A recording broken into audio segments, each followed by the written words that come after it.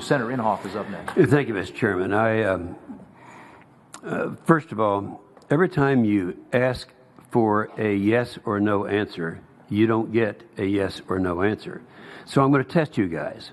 I've got two questions I'm going to ask, and listening very carefully. First of all, I want to say, Mr. Clay, you're the only one in your opening statement that used a couple of phrases that I like to use, one being level playing field and the other government without picking winners. So here's the first question. Since we're at an auto show, I want to highlight an issue that is a concern to me and perhaps to others who are here today, which we don't talk much about. The fact that federal policy is stacked against liquid fuels. This year, Auto Show is debuting the most electric vehicles ever. But electric vehicles don't even make up 1% of the nation's auto sales, and auto manufacturers are producing more and more of them. Of course, why? As Merrill Matthews, a scholar at the Institute for Policy Innovation, puts it, car makers are building cars and trucks the government wants their consumers to have, and that means electrical vehicles. In 1975, Congress created a law to help with the fuel shortage situation by establishing the corporate average fuel economy, or CAFE standards. We no longer have a fuel shortage issue, but that didn't stop the Obama administration in California from ensuring standards kept increasing beyond the technology, what they can do to force their electric car fantasies on the rest of us. But consumers want trucks and SUVs. They make up 2/3 of the vehicles sold. Yet these vehicles don't help automakers meet current DOT and EPA regulations, so they make more and more electrics to lower the overall mileage at a significant loss. Additionally, taxpayers are on the hook for up to $7,500 per electric or hybrid vehicle sold today in the form of tax credits.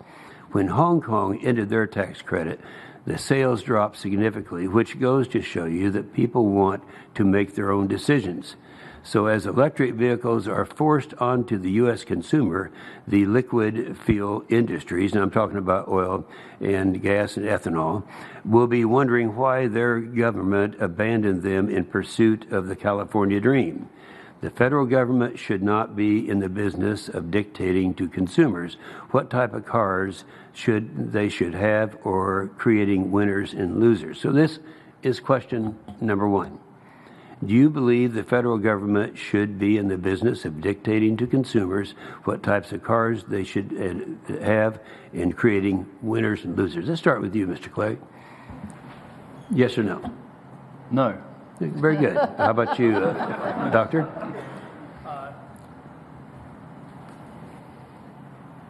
No. So the question of the government picking winners and losers, that was your main question? Yep, no. Do we have time? Yeah, go ahead. On the issue of level playing fields and the government picking winners and losers, we believe the consumer should have the choice. Good for you. I think that's very, all of you. I'm proud of you. Now, the last question is, the promise of automatic vehicles technology will impact all the users of our nation's highways and transportation system. You highlight and this would be to you again, starting Mr. Clay, you highlight in your testimony the strong safety benefits that come with more autonomous vehicles on the road. Do you believe that these benefits can be or should be realized by all motor vehicles, including trucks, which are driving on the roads today? Yes or no? Thank you for the question. I believe this technology will expand to all modes of technology. Yes or no? And transportation. That's yes. Okay, go ahead. The rest of you, please. I don't think that it has to be no, but I think it certainly could be an advantage. Okay, your answer, Mr. Mansuetti? Yes, this can be helpful. Thank you. Mr. Snyder? I agree. Okay, Dr. Avent, why do you think there should be...